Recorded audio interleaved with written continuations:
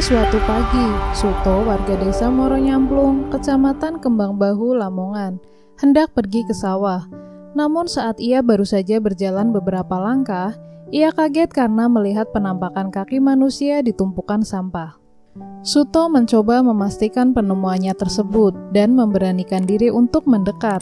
Setelah mendekat, Suto melihat mayat perempuan menggunakan kaos berwarna hijau dan celana jeans. Suto yang ketakutan dengan temuannya, akhirnya lari menuju warung terdekat dan memberitahukan temuannya itu kepada warga yang berada di warung. Lalu warga melaporkan ke polisi. Polisi yang mendapat laporan tersebut langsung menuju ke lokasi kejadian guna melakukan olah TKP dan meminta keterangan dari berbagai saksi termasuk Suto. Suto memberikan pernyataan bahwa dirinya menemukan mayat dengan posisi tertelungkup dengan darah yang mengalir dari kepala. Kemudian jasad tersebut dilarikan ke Rumah Sakit Daerah Dr. Sugiri, Lamongan guna dilakukan pemeriksaan.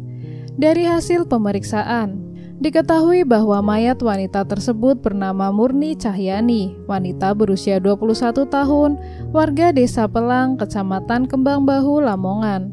Diketahui Murni merupakan istri dari Rahmat Hidayat, pria yang berasal dari Bojonegoro, Jawa Timur.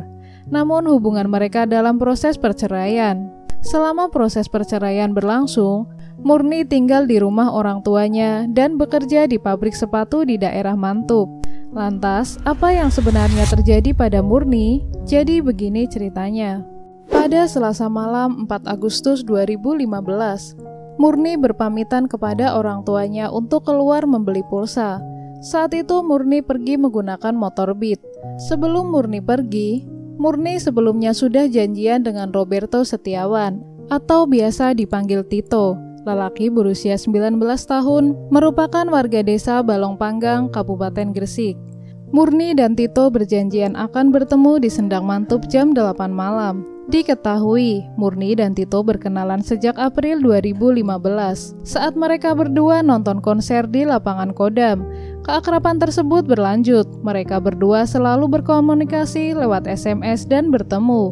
Bahkan mereka berdua sudah pernah melakukan hubungan badan. Sesampainya Murni di Sendang Mantub, Tito belum berada di lokasi. Murni mengabarkan kepada Tito bahwa ia sudah sampai. Lalu Tito meminta tolong kepada temannya yang bernama Korak, lelaki berusia 19 tahun, untuk mengantarnya ke Sendang Mantub. Sesampainya Tito di Sendang Mantub, Tito menyuruh Korak untuk meninggalkannya bersama Murni. Lalu Tito dan Murni pergi ke kawasan hutan mengendarai motor Murni. Sesampainya di kawasan hutan, Murni mengajak Tito untuk melakukan hubungan badan di atas motor, dan Tito pun mengiyakan ajakan tersebut.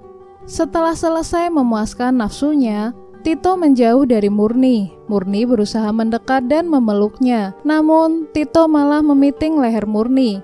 Belum puas memiting leher Murni, Tito menjambak rambut Murni dan membenturkannya ke pohon jati yang berdiameter kurang lebih 20 cm dan melemparkannya ke tumpukan sampah yang berada di sekitar situ. Setelah memastikan bahwa Murni tewas, Tito langsung merampas perhiasan yang berada pada tubuh Murni, di antaranya anting dan cincin emas. Tidak hanya merampas perhiasan, Tito juga membawa kabur motor milik Murni.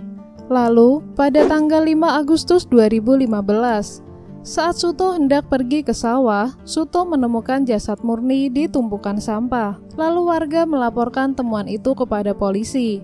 Dari sejumlah saksi, ada yang menyebutkan bahwa Murni sempat terlihat berada di warung yang sudah tutup sedang bersama seorang pria yang diduga pacarnya. Dari sumber yang didapatkan polisi dari beberapa saksi, polisi akhirnya berhasil mengamankan Tito yang merupakan pacar gelap Murni. Saat ditangkap, Tito sempat melarikan diri dan menyangkal bahwa ia telah membunuh Murni. Akhirnya polisi menembakkan timah panas ke kakinya dan Tito langsung digiring ke Mapolres Lamongan untuk dimintai keterangan.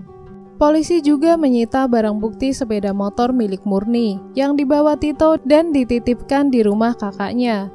Cincin dan anting yang dibawa kabur oleh Tito setelah menghabisi nyawa Murni.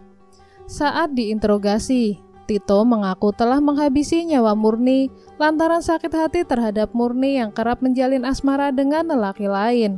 Tito juga mengatakan bahwa aksinya telah ia rencanakan sebelum bertemu dengan Murni. Sakit hatinya semakin memanas ketika selama 5 bulan ia kenal dengan Murni hanya dijadikan sebagai pelampiasan saat Murni butuh uang saja. Hal itu yang mendasari Tito untuk menghabisi nyawa Murni. Atas perbuatannya tersebut, Tito dijerat dengan pasal 340 KUHP tentang pembunuhan berencana. Selanjutnya Tito menjadi pesakitan di Pengadilan Negeri Lamongan. Lalu pada tanggal 13 Januari 2016, Majelis Hakim Pengadilan Negeri Lamongan menjatuhkan hukuman penjara 17 tahun terhadap tersangka Tito. Vonis ini jauh lebih ringan dibandingkan dengan tuntutan jaksa sebelumnya yaitu 20 tahun penjara. Dan kasus pun berakhir. Oke kawan Via, itu tadi kasus kisah cinta Murni yang meninggal di tangan pacar gelapnya sendiri. Dari kasus ini, kita dapat mengambil pelajaran bahwa berpintar-pintarlah dalam memilih pasangan. Dan jika sudah memiliki pasangan, hargailah pasanganmu dengan menjaga hatinya. Dan berpikir dulu sebelum melakukan sesuatu agar tidak merugikan diri sendiri dan orang lain. Untuk kalian yang memiliki pendapat dan informasi lebih lengkap, bisa banget nih komen di kolom komentar. Sekian video dari saya. Kalau kalian suka video ini, jangan lupa like, komen, dan subscribe. Terima kasih kawan-kawan yang sudah menonton sampai akhir video. Semoga harimu menyenangkan, dan sampai jumpa di kasus berikutnya.